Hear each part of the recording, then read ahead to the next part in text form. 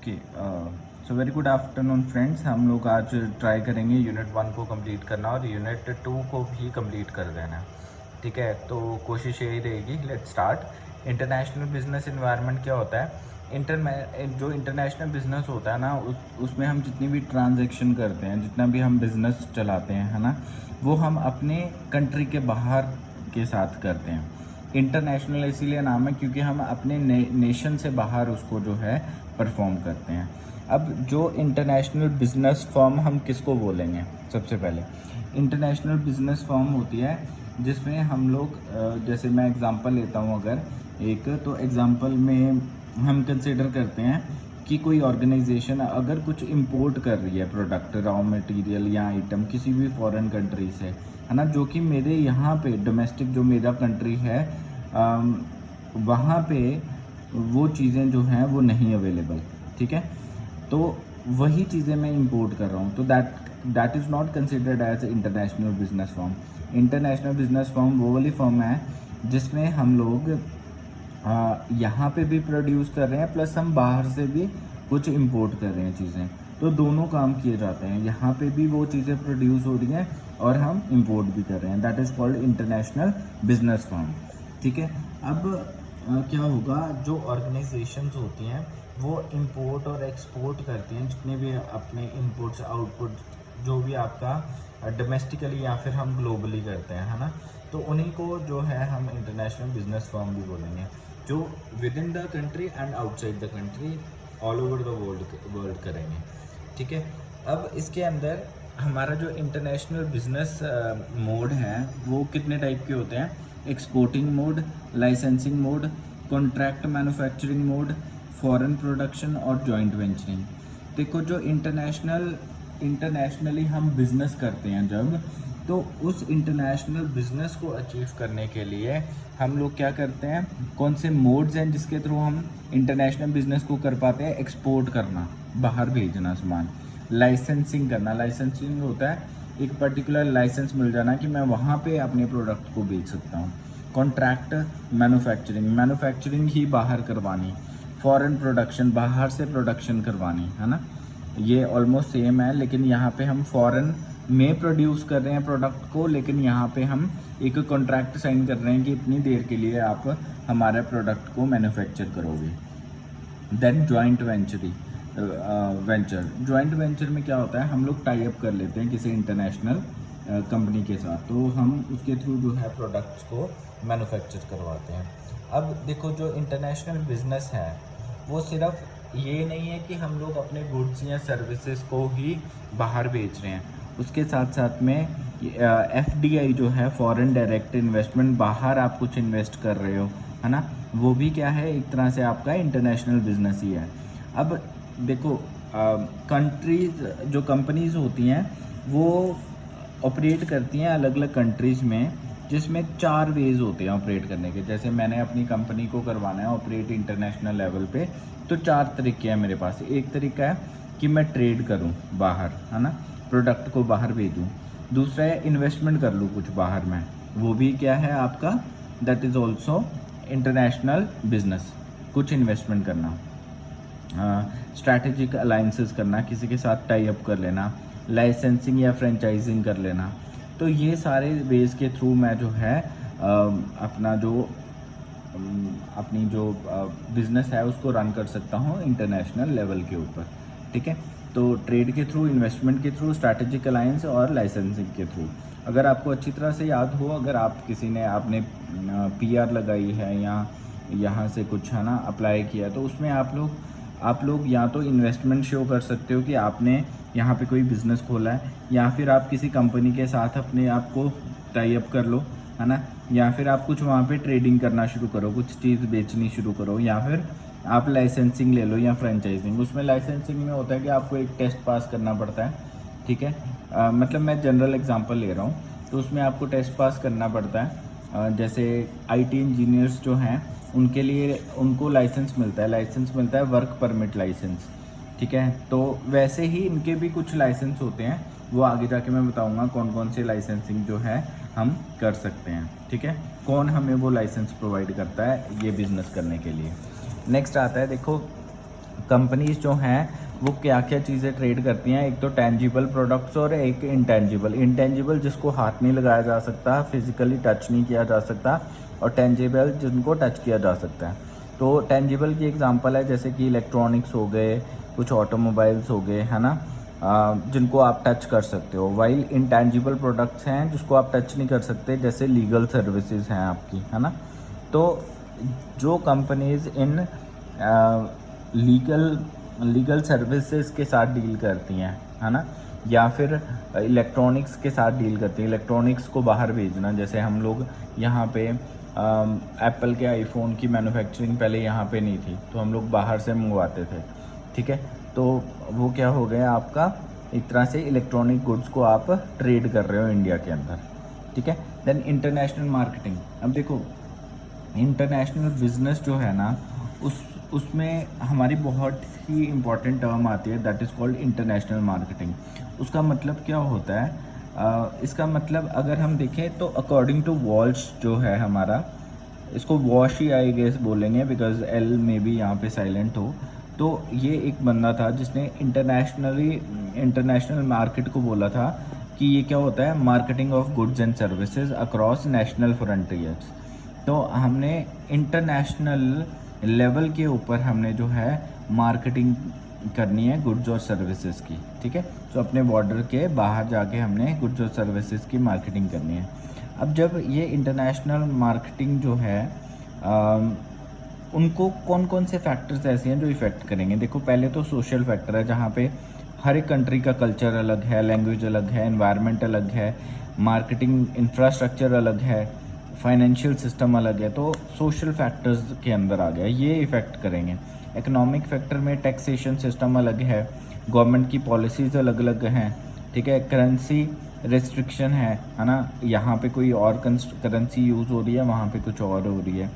Internal demand management policy, तो demand को management करने के लिए जो पॉलिसी है इकोनॉमिक फैक्टर के अंदर वो अलग अलग है। ऑपोजिशन, कुछ ऐसी ऑर्गेनाइजेशन है जो इंपोर्टिंग को सपोर्ट नहीं करती हैं, तो उसमें भी हमारा इंटरनेशनल मार्केटिंग जो है सिस्टम वो काम नहीं करेगा, ठीक है। इंटरनेशनल ऑर्गेनाइजेशन जो इन्वॉल्व है कंपीटिंग कंट्रीज़ में, तो वो भी अलाउ नहीं करेंगे। अपोजिंग ऑर्गेनाइजेशन जो हमारी ही कंट्री में नहीं चाहती हैं कि हम इंपोर्ट करें एक्सपोर्ट करें, है ना, तो वो भी जो है इंटरनेशनल मार्केटिंग को कहीं ना कहीं इफ़ेक्ट करती हैं। देन आता है लॉजिस्टिक क्या होता है, जो हम cost of planning and controlling the movement of goods, जो हम अपनी मूवमेंट करेंगे, गुड्स को हम एक जगह से दूसरी जगह शिफ्ट करेंगे, लेके जाएंगे, तो वो कैसे लेके जाएंगे, लॉजिस्टिक क्या होगा, लेके जाने का क्या वे होगा, तो दैट इज़ कॉल्ड, है ना, ट्रांसपोर्टेशन। तो उसको प्लान करना, कंट्रोल करना, दैट इज़ कॉल्ड लॉजिस्टिक। ये भी कहीं ना कहीं इफ़ेक्ट करती है ऑब्वियसली। अगर मुझे यहाँ से कोई चीज़ बाहर भेजनी है तो मैं 100 बार सोचूंगा कि मैं इस कोरियर को करूँ या ना करूँ, क्योंकि एक तो प्राइसेस बहुत ज़्यादा होंगे, दूसरा मुझे हो सकता है डॉलर में कुछ पे करना पड़े, है ना, एंड उसका सारा कॉस्ट को प्लान करना, कंट्रोल करना, तो that comes under logistic. Risk में पॉलिटिकल और कमर्शियल रिस्क आ जाते हैं, कुछ एनिमीज़, थीव्स, प्राइवेसी, ये सारा कुछ आ जाएगा, ठीक है। तो ये फैक्टर्स हैं हमारे जो अफेक्ट करेंगे हमारी इंटरनेशनल मार्केटिंग को। अब अगर कंपैरिजन करें इंटरनेशनल और डोमेस्टिक मार्केटिंग का, तो हमारे पास कुछ सिमिलर पॉइंट्स आते हैं कि इंटरनेशनल और डोमेस्टिक मार्केट के अंदर कौन कौन सी सिमिलैरिटीज़ हैं। तो सबसे पहले दोनों हमारे नीड्स को सेटिस्फाई करते हैं, हमारे कस्टमर के नीड को, ठीक है, और दोनों ही क्या करते हैं, फ्रेंडली रिलेशनशिप बनाते हैं विद द कस्टमर्स, चाहे वो इंटरनेशनल लेवल पे हो चाहे वो डोमेस्टिक लेवल पे हो, और दोनों में ही रिसर्च एंड डेवलपमेंट सेंटर जो है वो एग्जिस्ट करते हैं। तो ये होगी सिमिलैरिटीज़ इंटरनेशनल और डोमेस्टिक मार्केटिंग की।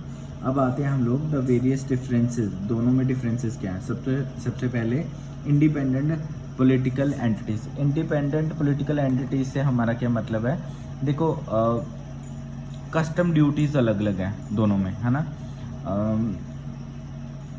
कस्टम ड्यूटी लगाएंगे तो ऑब्वियसली हमारा प्रोडक्ट महंगा हो जाएगा, ठीक है।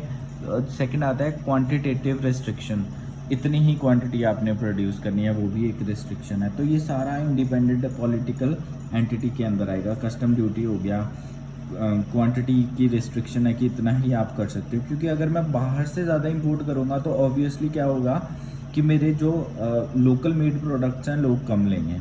एक्सचेंज कंट्रोल में हमारे पास आता है कितना हमने मनी जो है इंपोर्ट किया एक्सपोर्ट किया, है ना।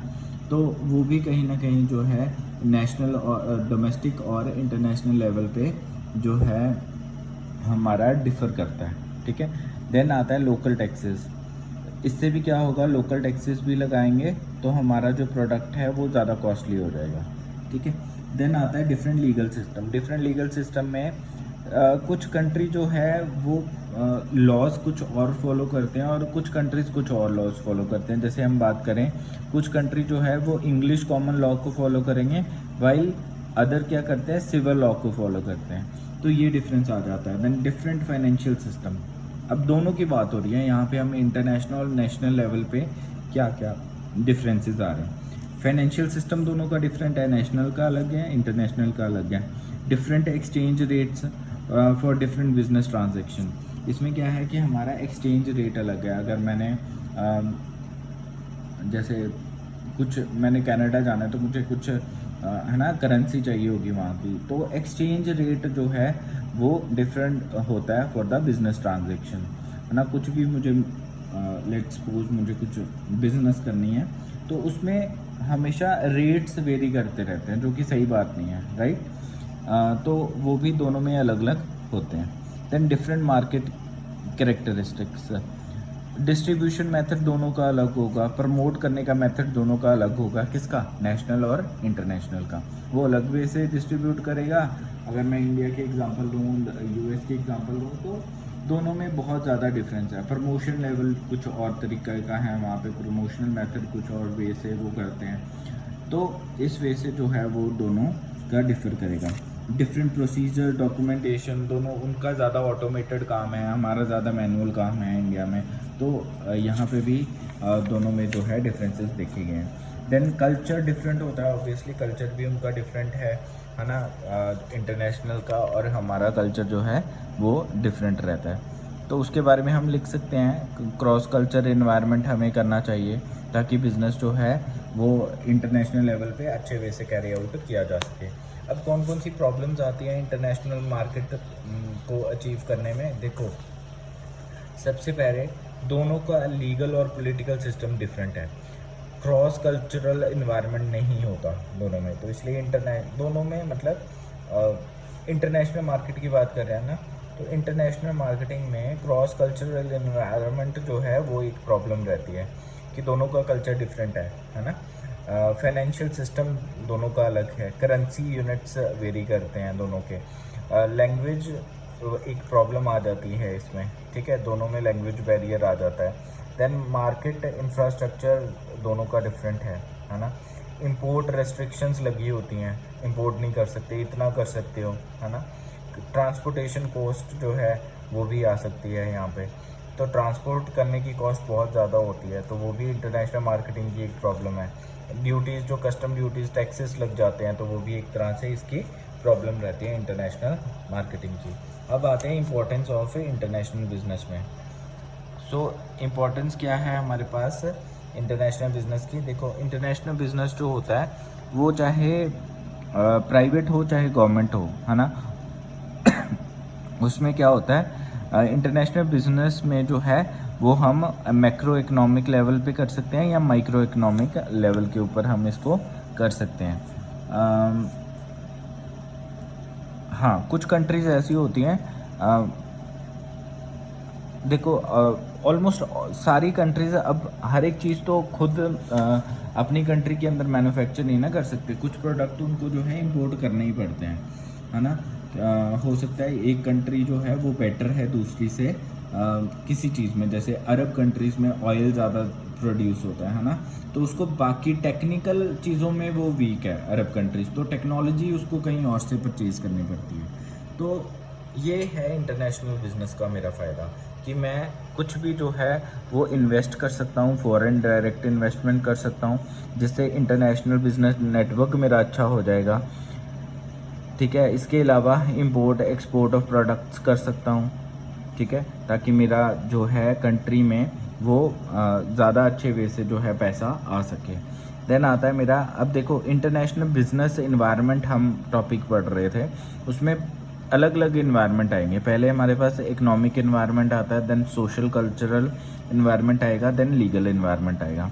पहले हम इकोनॉमिक इन्वायरमेंट की बात करें तो इकोनॉमिक इन्वायरमेंट में हमारा क्या आता है, हमने इकोनॉमी देखनी है इंटरनेशनल लेवल पे काम करने के लिए। क्या मैं किस जगह पे मुझे लेबर सस्ती मिलेगी, मैं वहाँ पे काम करूँ, है ना। प्रोडक्शन प्लेसेस कहाँ पे मुझे चीप मिलेंगे, मैं वहाँ पे अपने जैसे यूएस की मार्केट, यहाँ पे कुछ यूएस की कुछ कंपनीज़ इंडिया में इन्वेस्ट करेंगे तो ऑब्वियसली यहाँ पे लेबर भी चीप है, यहाँ पे आपकी प्रोडक्शन प्लेसेस जो है उसका रेंट भी काफ़ी कम है, ठीक है।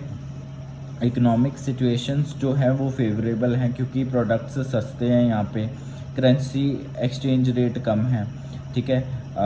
जो आपकी कॉस्ट लगेगी आपके फंड्स की, वो कॉस्ट ऑफ बोरिंग जो फंड्स होगा वो भी यहाँ पे फेवरेबल होगा। तो ये फ़ायदे हैं मेरे ये फ़ायदे नहीं, ये टाइप है फर्स्ट इकोनॉमिक इन्वायरमेंट। देन आता है मेरे पास सोशियो कल्चर इन्वायरमेंट। इसको पढ़ने के लिए हम सिर्फ इस डायग्राम को देखेंगे। सोशियो कल्चर में हमारे पास जो है क्रॉस कल्चरल लिटरेसी आ जाती है, ठीक है। स्ट्रैटेजी कल्चर फिट आ जाता है, कल्चरल एंड कॉम्पिटिटिव एडवांटेज मिलेगा, मैनेजिंग द डाइवर्सिटी आएगा। तो मल्टी कल्चर इन्वायरमेंट जो है वो फॉलो किया जाना चाहिए, ठीक है। इंटरनेशनल बिजनेस स्ट्रैटेजी के अंदर मल्टी कल्चर इन्वायरमेंट होना, हर एक तरह के कल्चर, हर एक तरह के लोग जो हैं वहाँ पे होने चाहिए। जैसे इसमें बहुत अच्छी एग्जांपल दी है मैनेजिंग स्ट्रैटेजी कल्चर फिट की, जहाँ पे एक प्रॉपर बैलेंस बनाया जाता है between the national culturals and multinational जो बिजनेस स्ट्रैटेजी है for securing the competitive advantage. देखो क्या होता है, एक एग्जांपल से समझते हैं। जैसे एक हिटाची थी कंपनी, है ना, उसने मोनोकल्चर जो है वो ऑप्ट किया हुआ था, बट उसको कहीं ना कहीं ये रियलाइज़ हुआ कि वो उसकी कंपनी की ग्रोथ को अच्छा नहीं कर रहा। तो उसने 1991 में अपनी जो कंपनी थी उनके मैनेजर्स को बहुत सारे कल्चर्स के बारे में जो है वो बताया। उससे क्या हुआ, उनके जो मैनेजर्स थे उनको अगर फॉरेन का एक्सपीरियंस मिला, फॉरेन के कल्चर के बारे में पता लगा, तो उन्होंने ज़्यादा अच्छे वे से जो है उस मार्केट को कैप्चर किया। इसीलिए उनकी बिजनेस स्ट्रैटेजी जो थी वो एक अच्छी स्ट्रैटेजी बन गई। मतलब उनको बेनिफिट्स, प्रॉफिट आने शुरू हो गए, इन्वेस्टमेंट ज़्यादा अच्छी करनी शुरू हो गए, ठीक है, उनकी कंपनी वाले। तो देन आता है मेरे पास पॉलिटिकल इन्वायरमेंट। पॉलिटिकल इन्वायरमेंट में ना हमारे पास ना मेन जो है वो क्या है,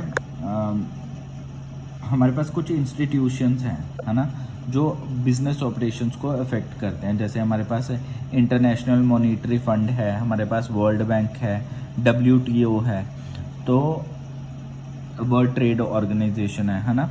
तो ये सारी जो है हमारी क्या है, these are important international monetary funds, world bank and world trade organisation. इससे क्या होगा, जैसे ये जो हमारी होती है, some institution such as WTO and IMF are quite powerful as they can pressurise countries to change economic policies.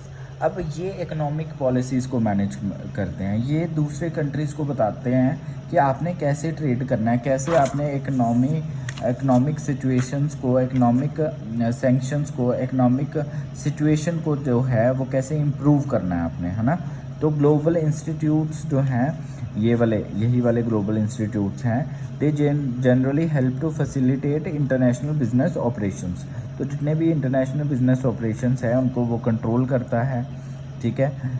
अगर कोई भी कंट्री जो है वो WTO का मेंबर बनना चाहता है तो उसको कुछ इंटेलेक्चुअल प्रॉपर्टी राइट्स जो हैं कंडीशन, उसका मेंबर बनना पड़ेगा, तभी जो है IPR जो इंटरनेशनल प्रॉपर्टी राइट्स हैं वो उन कंट्रीज़ में इन्फोर्स किए जा सकते हैं, ठीक है।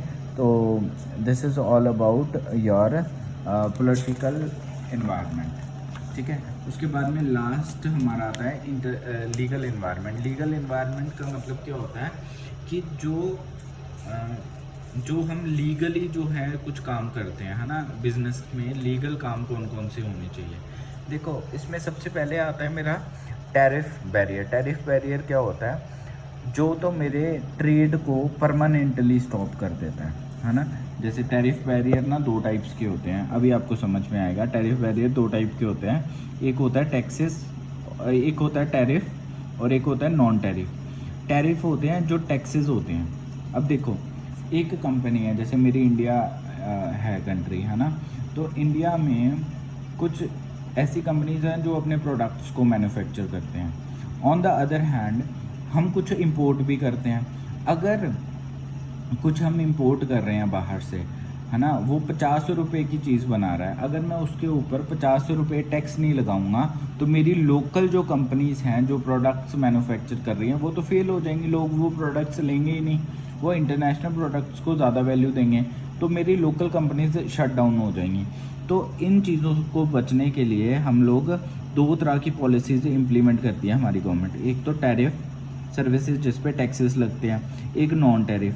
जैसे अगर टैरिफ की बात करूँ तो आईफोन को अगर मुझे परचेज़ करना है इंडिया में तो वो सस्ता है, ठीक है। अगर आपको बाहर वाला आईफोन यहाँ पे परचेज़ करना है, ठीक है, तो वो मोस्टली क्या होता है, बाहर से लोग ले आते हैं, तो उस पर इंडिया का टैक्स नहीं लगा होता, ठीक है। तो इसलिए आपको आईफोन जो है वहाँ की मैन्युफैक्चरिंग मिल जाती है जो कि टैक्स फ्री होती है, जिसके कारण आपको वो आईफोन सस्ते मिल जाते हैं।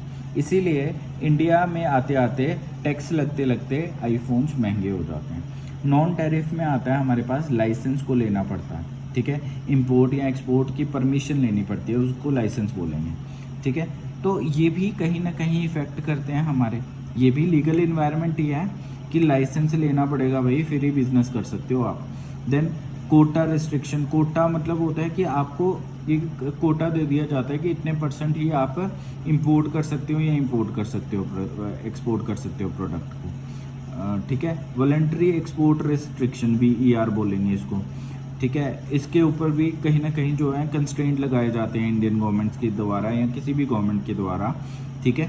तो देन सब्सिडीज, सैंक्शंस, तो ये कुछ हमारे जो हैं बैरियर्स हैं जो हमारे लीगल इन्वायरमेंट को जो है इफ़ेक्ट करते हैं, ठीक है, जिससे हमारा जो है बिजनेस कहीं ना कहीं इस पे इफ़ेक्ट होता है। देन आता है anti dumping laws. Anti dumping laws क्या होते हैं? देखो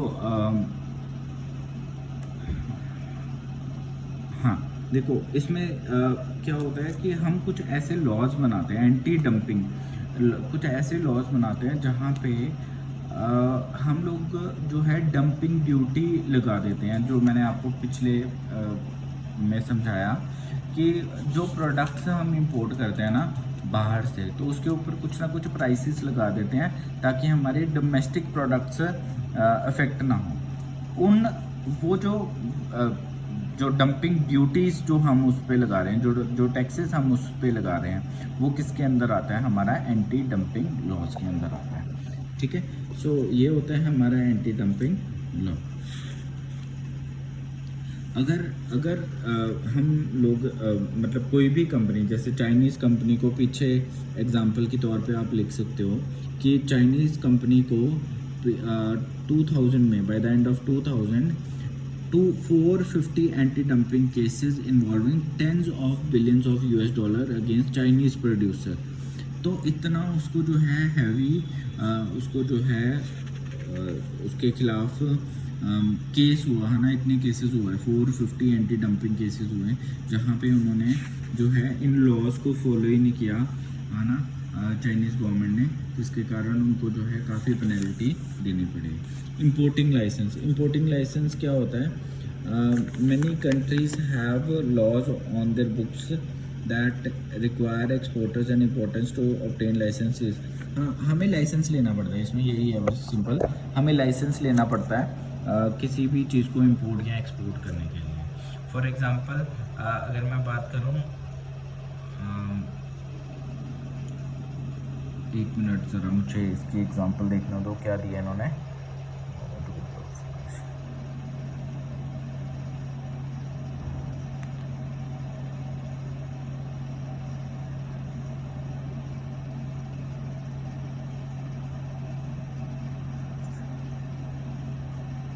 हाँ, कुछ ऐसी रिस्ट्रिक्शंस लगा देते हैं हम इंपोर्टिंग लाइसेंस में, हम कुछ ऐसे इंपोर्ट लाइसेंसिंग में हम कुछ ऐसी रिस्ट्रिक्शंस लगाते हैं जहाँ पे हम जो अनइम्पॉर्टेंट होती हैं ना हमारे प्रोडक्ट्स, है ना, उसको हम थोड़ा सा बोल देते हैं कि ये नेसेसरी नहीं है ना।